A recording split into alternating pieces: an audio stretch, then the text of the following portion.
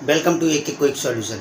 तो स्टूडेंट, अभी तक हमने अध्याय 3 की प्रश्नावली 3.4 कंप्लीट कर ली है, जिसमें हमने रैखिक समीकरण को प्रतिस्थापन विधि और विलोपन विधि यानी कि सब्स्टिट्यूशन मेथड और एलिमिनेशन मेथड से हमने सॉल्व करना सीख लिया था।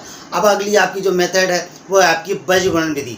स्टूडेंट, ये थोड़ी कठिन जरूर है, लेकिन यदि आप इसको ध्यान से देखेंगे तो आपको बहुत आसान लगेगा और आराम से सीख जाएंगे।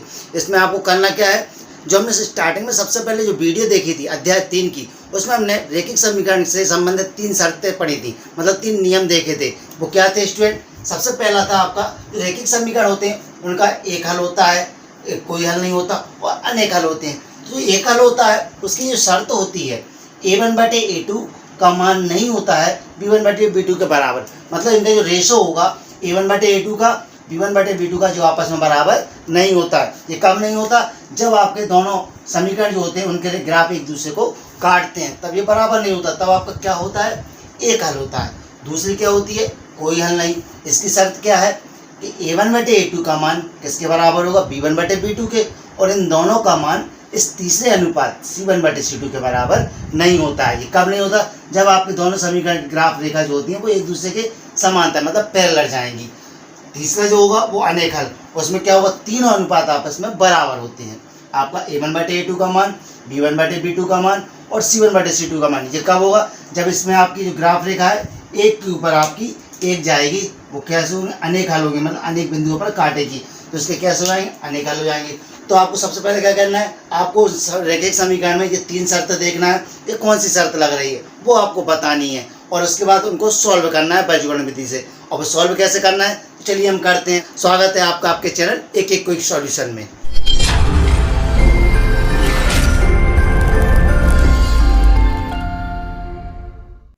तो स्टूडेंट, आपका पहला सवाल है, निम्न रैखिक समीकरणों के युग्मों में से किसका एक अद्वितीय हल है, किसका कोई हल नहीं है, या किसके अपरिमित रूप से अनेक हल है।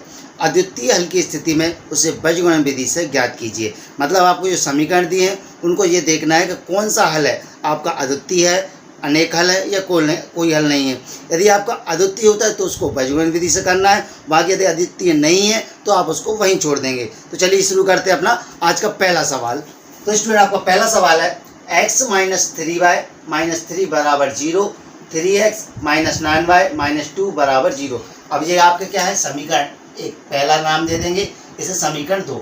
अब हम क्या करेंगे, इन जो समीकरण है उनको अपन शर्तें देखनी है कि कौन से समीकरण में इसमें कौन सी शर्त लग रही है, अद्वितीय की लग रही है कि अनेक हल की लग रही है या कोई हल की। तो सबसे पहले क्या करेंगे, a1 b1 c1 के मान निकालेंगे। अब वो कैसे निकालेंगे, उनकी अपन तुलना कर दें किसके? जो आपका मॉडर्न इक्वेशन होता है व्यापक समीकरण a1x + b1y + c1 बराबर 0, और दूसरा होगा a2x + b2y + c2 बराबर 0। मतलब हम जो आपके मॉडर्न इक्वेशन है व्यापक समीकरण उससे अपन तुलना करेंगे और a1 b1 c1 a2 b2 c2 के मान निकालेंगे। तो चलिए निकालते हैं। आपका a1 का मान सबसे पहले तो हम मान निकाल लेते हैं। इसकी हम तुलना करने पर a1 का मान कितना होगा स्टूडेंट? 1 होगा, क्योंकि x की जगह पर a1 का मान क्या होगा? यहाँ पे कुछ नहीं है तो आपकी कौन सी संख्या हो जाएगी? 1 हो जाएगी। अब b1 का मान, तो y की जगह पे y, तो b1 की जगह पे क्या होगा स्टूडेंट? -3, तो b1 का मान -3। अगला c1 की जगह पे क्या दिया? ये पूरा आपका ये -3। देखिए हमने तुलना करके a1 b1 और c1 के मान निकाली। इसी तरह हम दूसरे समीकरण से a2 b2 और c2 के मान निकालेंगे। तो a2 का मान कितना होगा? a2 का मान कितना है स्टूडेंट? 3। b2 का मान -9, क्योंकि आपको माइनस संख्या भी लेना है साथ में, और c2 का मान कितना होगा? -2। अब क्या करना है, आपको शर्त लगानी है। अब शर्त लगाने के लिए यहाँ पे देखें, सबसे पहले तो a1/a2 का मान निकालें। किसका? a1/a2 का मान क्या होगा? a1 का मान 1, a2 का मान कितना है? 3, मतलब 1/3 आया a1/a2 का। दूसरा b1/b2 का मान निकालते हैं।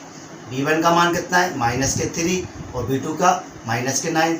अब देखिए जरा स्टूडेंट, ये आपका माइनस से माइनस कैंसिल हो रहा है और 3 से आपके 9 कैंसिल हो रहा है। 3 का 3, 3 3 का 9, मतलब इसका सीधा आ जाएगा 1/3। a1/a2 का मान भी 1/3 और b1/b2 का मान भी 1/3। तीसरा आपका c1/c2, इसका क्या होगा? -3 और c2 का मान -2। ये माइनस से माइनस, अब क्या हो गया आपका? 3/2। अब ध्यान से देखिए जरा, इसमें a1/a2 का मान, b1/b2 का मान और c1/c2 का मान कौन से बराबर है और कौन से नहीं है। तो आपको दिख रहा होगा कि a1/a2 का मान 1/3 है और b1/b2 का मान भी कितना है 1/3। मतलब ये दोनों मान आपस में बराबर है और तीसरा मान इसके बराबर नहीं है। तो मतलब इसके दो अनुपात बराबर हो रहे हैं। कौन से? a1/a2 का मान किसके बराबर है? b1/b2 के। और ये दोनों अनुपात किसके बराबर नहीं है? आपके तीसरे अनुपात के बराबर नहीं है, c1/c2 के। तो आपकी स्टूडेंट ये कौन सी शर्त है? ये आपकी कोई हल नहीं की है, जिसमें a1/a2 का मान b1/b2 के बराबर होता है और इन दोनों का मान तीसरे के बराबर नहीं है। तो आप इसमें क्या लिखेंगे? समीकरण निकाय का कोई हल नहीं है। जब आपका अद्वितीय हल तो लग नहीं रहा, क्योंकि आपको ये दिख रहा है कि a1/a2 का मान और b1/b2 का मान आपस में बराबर है, तो आप तीसरा मान देगी, तीसरा मान बराबर नहीं है। और तो आपकी शर्त कौन सी लग रही है? आपकी कोई हल नहीं की। तो बस स्टूडेंट इसको आप यहीं तक छोड़ देंगे। यदि इसका ये अद्वितीय होता तो हम इसको आगे ले जाते बचपन विधि से, लेकिन ये आपका कैसा है? कोई हल नहीं है, तो इसका कोई हल नहीं निकलेगा, तो इसको हम यहीं तक छोड़ देंगे। ये हो गया आपका प्रश्न क्रमांक पहले का पहला। चलिए करते हैं इसका अगला सवाल। तो स्टूडेंट आपका दूसरा सवाल है 2x + y बराबर में 5 और 3x + 2y बराबर में 8। अब इसको क्या करेंगे? सबसे पहले ये देखेंगे कि आपका दिया गया समीकरण जो है वो जनरल फॉर्म में, मतलब व्यापक समीकरण के रूप में है क्या नहीं है। देखिए जरा, आपको जो व्यापक समीकरण होता है वो क्या होता है? a1x + b1y + c1 बराबर में 0 और दूसरा a2x + में b2y + में c2 बराबर में 0। अभी जो आपके मॉडर्न इक्वेशन है उसमें आपके तीनों पद a1 b1 c1 वाला और a2 b2 c2 ये तीनों एक ही तरफ होते हैं, लेकिन इस समीकरण में आपके दो पद इस तरफ और तीसरा पद यहाँ है। तो सबसे पहले हमें इन समीकरण को इसके जैसा बनाएंगे, मतलब तीनों पदों को एक तरफ करेंगे। तो दो पद तो आपके इसी तरफ है, जो तीसरे पद है उनको भी इस तरफ ले जाएंगे, मतलब पक्षांतर करेंगे। और पक्षांतर करने पे क्या होता है? उनके चिन्ह बदल जाएंगे। तो चलिए करते हैं हम। यह आपका 2x + का y, ये आपका 5 है, प्लस के इस तरफ आएंगे तो किसको जाएंगे? माइनस के बराबर में क्या बचेगा? 0। ऐसे ही आपका ये हो जाएगा 3x + के 2y। अब जो आपके 8 है वो इस तरफ आ जाएंगे बराबर के, तो किसके हो जाएंगे? माइनस के, ये बराबर में 0। तो ये आपका हो गया समीकरण 1 और ये समीकरण 2। अब क्या करना है? समीकरण 1 और 2 की तुलना अपन को इससे करना, इसकी इससे करेंगे, इसकी इससे करेंगे। तो मान किसके निकालेंगे हम? a1 b1 c1 के। तो a1 का मान निकालिए सबसे पहले। a1 का मान कितना होगा? आपका 2। b1 का मान कितना होगा? यहाँ पे y है, y की जगह पे क्या होगा? कोई नंबर है, मतलब कि 1 हो जाएगा। और c1 का मान कितना होगा? पूरा आपका -5। आपको तुलना करना आने लगा होगा। आप a1 b1 c1 के मान कैसे निकालते हैं? ऐसे ही आप निकालेंगे a2 के मान। x की जगह पे तो a2 की जगह पे कितना है? 3। ऐसे ही b2 y की जगह पे b2 की जगह कितना है? 2 हो जाएगा।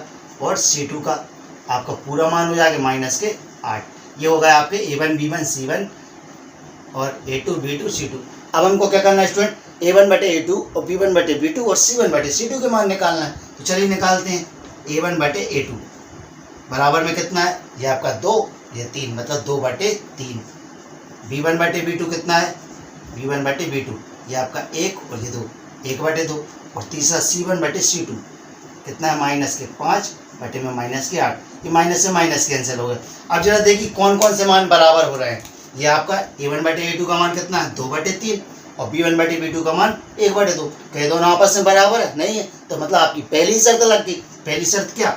a1/a2 का मान बराबर नहीं है b1/b2 के। मतलब आपकी जो अद्वितीय हल की शर्त थी कि a1/a2 का मान b1/b2 के बराबर नहीं होना चाहिए, और वो आपका बराबर नहीं है। तो अब आपकी पहली शर्त लग गई है। तो आपको क्या करना है? अब इसका आंसर बीजगणित विधि से निकालना है। यदि आपकी कोई दूसरी शर्त लगती तो उसको हम वहीं छोड़ देते, लेकिन जब आपकी अद्वितीय हल लगेगी, क्योंकि सवाल में उन्होंने कहा है कि अद्वितीय हल होने पर उसको बीजगणित विधि से अपन को निकालना है। तो क्या लिखेंगे अपन? समीकरण निकाय का अद्वितीय हल है, अद्वितीय हल है तब बीजगणित विधि से। अब स्टूडेंट अब आती है बीजगणित विधि के फॉर्मूले की बात। अब जो फॉर्मूला है वो थोड़ा आपका बड़ा है, कठिन है, लेकिन उसको आपको इतना सरल तरीके से बताऊंगा कि आपको वो आसान लगेगा। आप बिल्कुल खेल खेल में उसको याद कर लेंगे और खेल खेल में उसका आंसर निकालेंगे। सबसे पहले क्या करना है आपको स्टूडेंट, यहाँ पे लिखना है x बटे बराबर में y बटे बराबर में 1 बटे, मतलब आपको क्या करना है x y और a तीनों के बटे लगाना और बराबर करना है। अब इनके नीचे आपको a1 b1 c1 a2 b2 c2 लिखना है, लेकिन वो किस तरीके से, उसके लिए लिखने की आपको एक ट्रिक बताता हूँ। ये आपका a, ये b, ये c, आपको कहाँ से चलना है, ऐसे सर्कल आकार में चलना है, मतलब आपको क्लॉकवाइज घूमना है। लेकिन आप स्टार्ट किससे करेंगे, बी से। आपको ए से नहीं चलना है, किससे चलेंगे अपन, बी से शुरुआत करेंगे। ए को आप भूल जाओ, आपको किससे चलना है, सबसे पहले शुरुआत करना है बी से। बी से कहाँ जाएंगे हम, सी पर। जब बी से सी पर जाएंगे तो कौन सी दूरी हो जाएगी आपकी यहाँ से यहाँ तक, बी सी। तो आपको क्या करना है, यहाँ पे लिखना है B C minus B C. आपको 2 बार करके लिखना है B C minus B C. B C से आ गए, अब सी से कहाँ जाएंगे, ए पर, मतलब सी ए, तो सी ए माइनस सी ए। अब क्या करना है, ए से बी पर, तो A B minus A B. क्या किया स्टूडेंट आपने, सबसे पहले शुरुआत की किससे, बी से।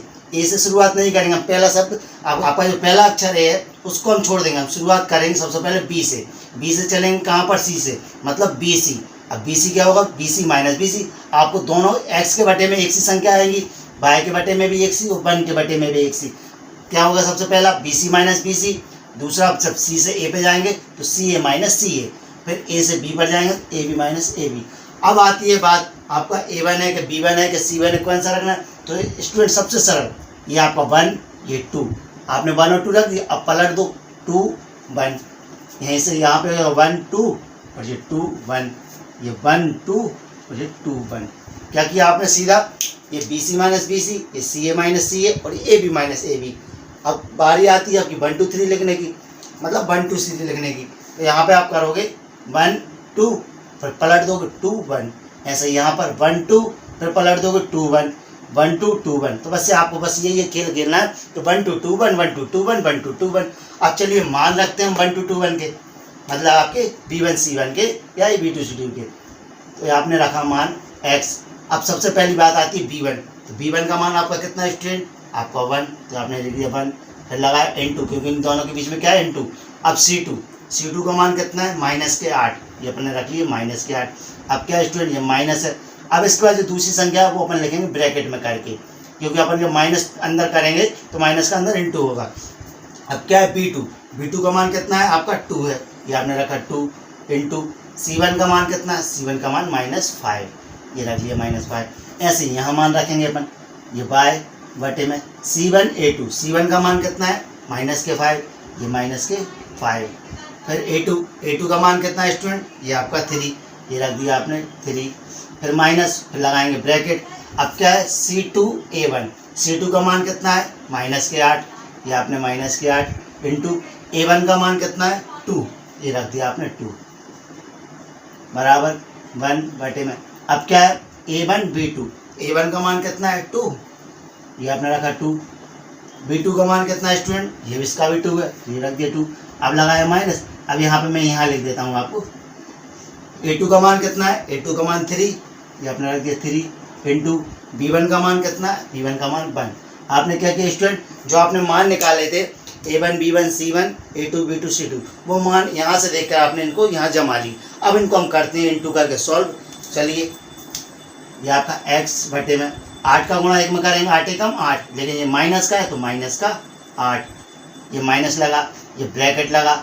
अब 5 का गुणा किस में होगा स्टूडेंट, 2 में, 5 दूनी 10, माइनस के 10। अब इस माइनस के 10 का बाहर गुणा करेंगे तो किसका हो जाएगा, माइनस अंदर जाएगा तो प्लस हो जाएगा। तो हम डायरेक्ट करके लिख लेते हैं आपके यहाँ पे प्लस के 10 बराबर। ऐसे ही हम यहाँ सॉल्व करेंगे, 5 का गुणा 3 में करेंगे, 5 3 15, ये किसके, माइनस के, तो माइनस के 15। अब 8 का गुणा 2 में करेंगे, 8 दूनी 16, लेकिन किसके, माइनस के। जब माइनस के 16 में फिर माइनस का इंटू हुआ तो किसके हो जाएंगे, प्लस के 16 बराबर। ऐसे यहाँ पे करेंगे 1, 2 का गुणा 2 में करेंगे, 2 दूनी 4, ये माइनस, 3 का गुणा 1 में करेंगे, 3 एकम 3। चलिए अब इसको और आगे सॉल्व करते हैं, ये x। अब 10 प्लस के 8 माइनस के, 10 में से 8 जाएंगे, कितने बचेंगे, 2 बचेंगे बराबर। यहाँ बाय 16 प्लस के 15 माइनस के, 16 में से 15 जाएंगे, कितने बचेंगे, 1 बचेगा बराबर में। ऐसे यहाँ 4 में से 3 जाएंगे 1। अब स्टूडेंट ये हो गया आपका x बटे 2 बराबर में y बटे 1 बराबर में 1 बटे 1। आपको मान निकालना x और y का। तो उसके लिए क्या करें, आप जरा ध्यान से, ये तीनों मान आपस में बराबर है क्योंकि यहाँ बराबर लगा, तो पहले हम इसको इसके बराबर कर देते हैं, फिर इसको इसके बराबर कर देंगे। तो चलिए हम पहले इस पहले वाले पद को तीसरे के बराबर करते हैं। तो x बटे 2 बराबर में 1 बटे 1। आपने इसके बराबर किया पहले वाले पद को तीसरे के बराबर, तो करिए गुणा, x का गुणा 1 में करेंगे, x एकम x बराबर में 2 का गुणा 1 में करेंगे, 2 एकम 2। आपका x का मान आ गया 2। ऐसे ही आप यहाँ करेंगे y बटे, अब इस दूसरे वाले पद को तीसरे के बराबर करेंगे, 1 बटे 1। y का गुणा 1 में करेंगे, y एकम y, और 1 का गुणा 1 में करेंगे, 1 एकम 1। ये हो गया स्टूडेंट आपका y का मान। आपने क्या किया, पहले वाले पद को तीसरे के बराबर किया, फिर दूसरे वाले पद को भी तीसरे के बराबर, तो आपके x और y के मान निकल आए। तो स्टूडेंट ये हो गया आपका पहले सवाल का दूसरा। चलिए करते हैं इसका अपन तीसरा सवाल। तो स्टूडेंट आपका तीसरा सवाल है 3x माइनस 5y बराबर 20 और 6x माइनस 10y बराबर 40। अब जरा यही बात आपकी पहले, अब वही समीकरण आपका पहले जैसा आ गया, मतलब आपके तीनों पद एक तरफ नहीं है, मतलब मॉडर्न रूप में नहीं है। तो सबसे पहले क्या करें, इनको मॉडर्न रूप में बनाएं, तीसरे वाले पद को भी इस तरफ लेकर आए। तो चलिए करते हैं। ये आपका 3x, ये माइनस के 5y, जो आपके 20 प्लस के इस तरफ आएंगे तो माइनस के 20 बराबर में 0। ये हो गया आपका समीकरण 1। अब दूसरा 6x माइनस के 10y, अब जो 40 है वो भी इस तरफ आएंगे तो माइनस के 40 बराबर में 0। ये समीकरण आपका दूसरा, समीकरण 1 और एक समीकरण 2। अब क्या करेंगे, इन समीकरण की तुलना अपन करेंगे मॉडर्न इक्वेशन से, जो क्या होता है आपका a1x plus b1y plus c1 बराबर में 0, और इसका a2x plus b2y plus c2 बराबर में 0। आप जब तुलना करेंगे, इसकी कंपेयर करेंगे, a1 b1 c1 a2 b2 c2 को मान निकालेंगे। तो चलिए निकालते हैं। आपका a1 का मान कितना होगा, आपका x की जगह पर, तो a1 का मान कितना है 3। b1 का मान निकालिए, b1 का मान कितना होगा आपका y की जगह पर, b1 का मान b की जगह पर कितना है माइनस के 5। ये आपका b1 का। ऐसे c1 का कितना हो जाएगा, माइनस के 20 हो जाएंगे। अब इस समीकरण की तुलना इससे करते हैं, तो a2 का मान निकालेंगे, a2 का मान कितना होगा आपका 6। b2 का मान निकालिए, b2 का मान कितना होगा माइनस के 10, और c2 का मान कितना हो जाएगा माइनस के 40। ये निकाला है। अब आपको क्या करना है, a1 बटे a2, b1 बटे b2 और c1 बटे c2 निकालना, और देखना है कि कौन सा शर्त लग रही, और देखना है क्या। अब आपको क्या करना है स्टूडेंट, a1 बटे a2, b1 बटे b2 और c1 बटे c2 निकालना है, और देखना है कि कौन से मान बराबर है या फिर कौन सी शर्त लग रही है। तो चलिए निकालते हैं। a1 बटे a2 कितना है 3 बटे 6। ये आपका कट रहे हैं, 3 एकम 3, 3 दूनी 6, मतलब कि 1 बटे 2। ऐसे ही आप निकालेंगे b1 बटे b2, b1 बटे b2 का निकालेंगे, ये आपके माइनस के 5, ये आपके माइनस के 10। ये माइनस से माइनस कैंसिल, 5 से 10 कैंसिल, 5 एकम 5, 5 दूनी 10, आपका 1 बटे 2। और आपका तीसरा c1 बटे c2, ये माइनस के 20, ये माइनस के 40। आपके माइनस से माइनस कैंसिल, 20 से 40 भी कैंसिल, 20 दूनी 40, मतलब 1 बटे 2। आपके तीनों मान आपस में बराबर आ रहे हैं, मतलब कौन सा, a1 बटे a2 बराबर में b1 बटे b2 बराबर में c1 बटे c2।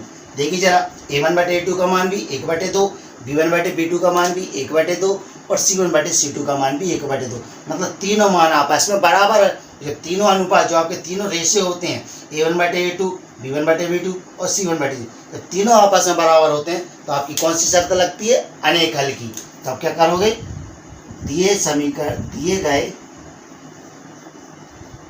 समीकरण निकाय के अनेक हल होंगे। जो आपके जब तीनों आपस में बराबर होते हैं तो आपके दिए गए समीकरण निकाय के कैसे हो जाएंगे, अनेक हल हो जाएंगे। तो अपन इसको अब यहीं छोड़ देंगे, क्योंकि अगर इस समीकरण निकाय का अद्वितीय हल होता है तो अपन इसको बीजगणित विधि से हल करते, लेकिन आपका क्या अनेक हल है तो इसको अपन यहीं छोड़ देंगे। चलिए हम करते हैं इसका अगला सवाल, चौथा। तो स्टूडेंट आपका चौथा सवाल है x माइनस 3y माइनस 7 बराबर 0, 3x माइनस 3y माइनस 15 बराबर 0। आपको दिए गए समीकरण निकाय मॉडर्न रूप में, मतलब आपके व्यापक समीकरण जैसे ही। चलिए हम इसकी तुलना करते हैं। इसकी तुलना किससे करेंगे, a1x plus b1y plus c1 बराबर 0, और इसकी करेंगे a2x plus b2y plus C2 बराबर 0 से। अब किसके मान निकालेंगे सबसे पहले, A1 का मान।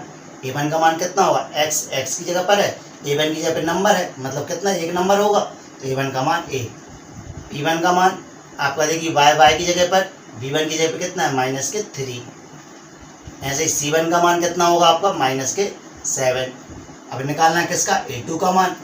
x की जगह पर, तो A2 की जगह पर कितना है, 3 है। B2 का मान y की जगह पर, B2 का मान -3। C2 का मान ये आपका पूरा हो जाएगा -15। अब क्या करना है स्टूडेंट, आपको A1/A2, B1/B2 और C1/C2 निकालना और देखना है कौन से मान बराबर है या फिर कौन सी शर्त लग रही है। तो चलिए निकालते हैं। A1/A2 का मान, A1 का मान 1, A2 का मान 3, 1/3 आया। B1/B2 इसका मान कितना, -3, इसका मान -3, माइनस से माइनस कैंसिल, 3 एकम 3, 3 एकम मतलब सीधा 1/1 आया।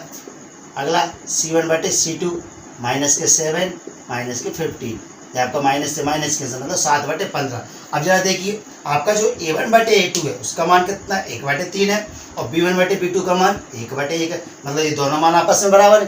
पहली शर्त ही लग गई आपकी यहाँ पर, कौन सी, अद्वितीय हल की, जो क्या होती है, A1/A2 का मान बराबर नहीं है B1/B2 के। आपकी ये शर्त कौन सी लग गई कि A1/A2 का मान B1/B2 के बराबर नहीं है, तो अब आपका समीकरण निकाल का क्या होगा, अद्वितीय हल होगा। अतः यहाँ लिखेंगे हम, अतः समीकरण निकाय का अद्वितीय हल है। तो अद्वितीय हल है तो किस विधि से, तब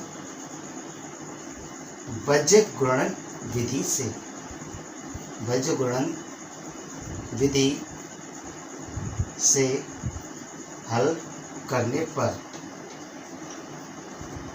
जब आपका समीकरण निकाय का अद्वितीय हल है तब अपन इसको वज्र गुणन विधि से हल करेंगे। तो आइए चलिए करते हैं। आपका वही फॉर्मूला, वही x/1 वाला, ये आपका पहला x बटे लगाया बराबर y बटे लगाया बराबर 1/। हम शुरुआत सबसे पहले किससे करते हैं, a को छोड़कर b से, मतलब BC माइनस BC। आपको बस एक सा लिखना, मतलब आप अलग अलग मत लिख देना। यहाँ पर BC है तो यहाँ पर भी BC। अब B से C आ गए, अब C से कहाँ जाएंगे, A पर, तो CA माइनस CA। आपको बटे के नीचे जो आप ऊपर संख्या है, जो भी अक्षर है, उसके बटे जो भी लिख रहा है अक्षर, वो आपके कैसे रहेंगे, एक से रहेंगे। x के बटे में BC माइनस BC, y के बटे में CA माइनस CA, मतलब C से A पर आ गए। अब A से कहाँ जाएंगे, B पर, तो AB माइनस AB। अब आपको बारी आ गई 1 2 1 2 लिखने की। चलिए लिखते हैं, ये आपका 1 2 2 1 1 2 2 1 1 2 2 1। अब आपको ये स्टूडेंट फॉर्मूला बहुत सरल लग रहा होगा और आसानी से आपको बनाना भी आ गया होगा। चलिए अब मान रखते हैं हम इसके, x बटे में आपका सबसे पहला मान है B1। B1 का मान कितना है, -3, ये आपने रखे -3 इंटू C2 का मान कितना है, ये आपके 15, ये माइनस लगाया आपने, ये वाला माइनस ये वाला। अब क्या करना, ब्रैकेट में इसका मान रखना है। B2 का मान कितना है, -3, और C1 का मान कितना है, -7 इंटू में -7। चलिए अब अगला बराबर लगाया, y बटे में इसका मान रखते हैं। C1 का मान कितना है, -7 इंटू A2 का मान ये दिया आपका 3, माइनस C2 का मान ये आपके 15 इंटू A1 का मान 1 है, तो 1 रख दिया। अब अगला 1 बटे में ये मान रखते हैं। A1 का मान कितना है, 1, B2 का मान -3, ये अपन ने रख दिया -3, ये माइनस का माइनस लगा, ये वाली संख्या अपन नीचे यहाँ लिख देते क्योंकि यहाँ पे जगह नहीं है। तो A2 का मान कितना है, A2 का मान 3 इंटू B1 का मान -3। चलिए अब इनका इंटू करके सॉल्व करते हैं, सवाल को आगे बढ़ाते हैं। x बटे में ये आपने 15 का गुणा 3 में किया, 15 तिया 45, माइनस का तो क्या हो गया, माइनस माइनस प्लस, 15 तिया 45, ये लगाया माइनस। अब स्टूडेंट ये देखिए जरा, 7 का गुणा 3 में करेंगे, 7 3 21, ये माइनस का तो माइनस माइनस प्लस, लेकिन उस प्लस का गुणा जब माइनस में हो जाएगा तो आंसर किसका आएगा, माइनस का ही आएगा। 7 3 21 आ गए, बराबर में y बटे में 7 का गुणा 3 में करेंगे, 7 3 21 माइनस के 21, क्योंकि आपकी संख्या किसकी है, माइनस की। अब ये लगाया माइनस का, 15 का गुणा 1 में करेंगे, 15 एकम 15, लेकिन अंदर माइनस है, बाहर भी माइनस, तो किसके हो जाएंगे, प्लस के 15 बराबर 1/1। ये माइनस का गुणा इसमें करेंगे, -3 का गुणा +1 में, 3 एकम 3, माइनस लगाया तो माइनस के 3, ये माइनस। अब -3 का 3 में करेंगे, तो करिए जरा, इस -3 का इस 3 में, 3 3 का 9, माइनस के हैं, बाहर भी एक और माइनस, तो आपका किसका हो जाएगा, प्लस के 3। अब क्या करना है स्टूडेंट, इसको इसमें से घटा के जोड़ना है। तो चलिए घटाइए यहाँ पे x बटे में, आपको 45 में से 21 घटाना है, 5 में से 1 घटाए 4, 4 में 2 घटाए 2, मतलब 24 बराबर में y बटे में आपके माइनस के 21 और ये प्लस के 15, 21 में से 15 जाएंगे, कितने बचेंगे स्टूडेंट, 6 बचेंगे। बड़ी संख्या माइनस की तो माइनस के 6। ऐसे यहाँ पर 1 बटे, ये स्टूडेंट आपके कितने, प्लस के 9, ये आपके माइनस के 3, तो प्लस माइनस माइनस, 9 में से 3 जाएंगे, कितने बचेंगे, 6। बड़ी संख्या प्लस की तो ये भी प्लस की। अब क्या करना है, ये आपके तीनों पद बराबर है, तो पहले वाले को तीसरे के बराबर कर दीजिए और दूसरे वाले को भी तीसरे के बराबर। तो चलिए करते बराबर, ये आपका x बटे में 24 बराबर में कितना हो जाएगा, 1 बटे में 6। आपने क्या किया, इस पहले वाले को इसके बराबर कर दिया, x बटे में कितना आएगा, 24 बराबर 1 बटे 6। अब बटे वाली संख्या कहाँ जाएगी स्टूडेंट, गुणा में, मतलब यहाँ ऊपर चली जाएगी, तो आपका सीधा यहाँ आ जाएगा x बराबर में 24 बटे में 6। आपकी ये बटे वाली संख्या कहाँ जाएगी, ऊपर गुणा में चली जाएगी इस तरफ, तो 24 बटे 6, 6 से 24 काट दीजिए, 6 चौके 24, तो x का मान कितना आ गया स्टूडेंट, आपका 4 आ गया ये। अब आपको करना है इस दूसरे को भी तीसरे के बराबर, y बटे में माइनस के 6 बराबर में 1 बटे 6। क्या होगा, ये माइनस के 6 कहाँ चले जाएंगे, ऊपर चले जाएंगे, तो y बराबर माइनस के 6 बटे में 6, 6 से 6 कैंसिल, तो y का मान कितना आ गया स्टूडेंट, माइनस के 1। ये निकला है, x का मान आपका कितना आ गया, यहाँ पे लिख दे रहा है, x बराबर कितना आ गया आपका 4 और y बराबर माइनस के 1। ये निकला है आपके मान। और आपको उपजीवन विधि स्टूडेंट समझ में आ गई होगी, बहुत सरल है, फॉर्मूला भी आपको याद हो गया होगा। आपको वीडियो आखिर तक देखना है, वीडियो यदि अच्छी लगती है तो आपको लाइक और शेयर जरूर करना है। चलिए स्टूडेंट, मिलते हैं हम अगली वीडियो में अगले सवाल के साथ। धन्यवाद।